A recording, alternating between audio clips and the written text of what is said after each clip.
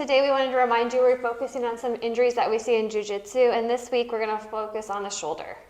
Yeah, so some of the injuries that we see, one of them is an injury to a rotator cuff muscle that comes from when you you get trapped into a Kimura and your arm is rotated down and in, causing a little bit of strain to that rotator cuff. So real quick, that looks like, we'll have Dr. Amanda kind of get me in her guard here.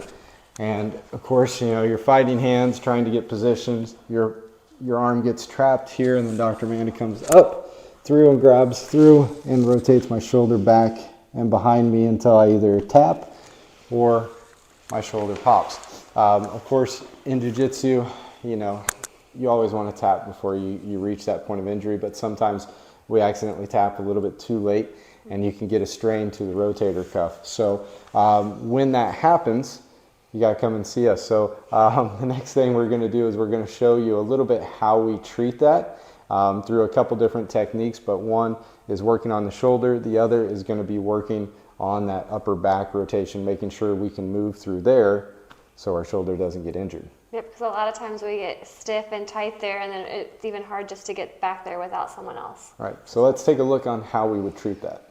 All right, so here's a couple ways that we treat someone that's had a bit of a shoulder injury in Jiu-Jitsu from that Kimura position. We use active release technique a lot in this office, and it is a great tool for helping us work through the rotator cuff.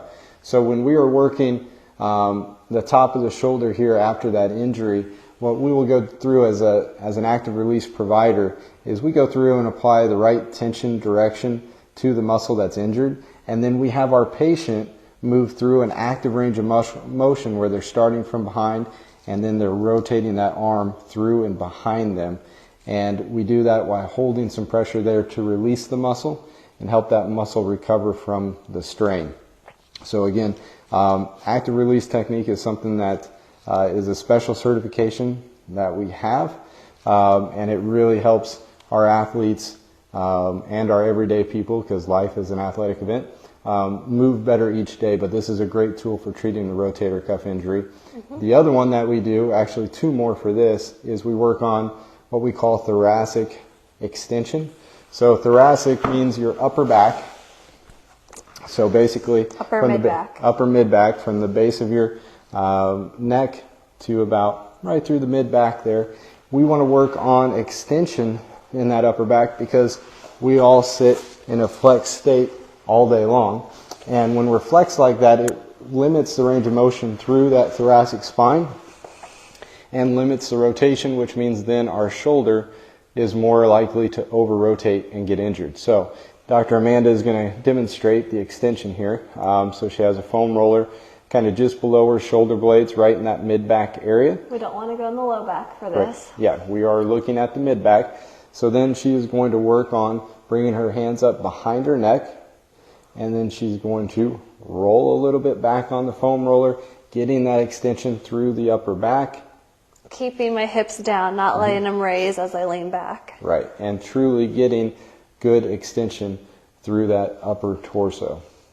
So working through here, 2 to 3 seconds at that bottom range, and then releasing, coming back up, and doing this to a point that actually you start to feel a little bit better and move better through there. Of course, if any of these exercises cause pain, stop and then get help from a healthcare provider. So thoracic spine extension helps when we're treating a shoulder injury. The other key to the puzzle there, or piece of the puzzle, is what we call thoracic rotation. So with that, our upper back is supposed to rotate for us. And so we work with our patients to get good rotation through that upper part of their spine.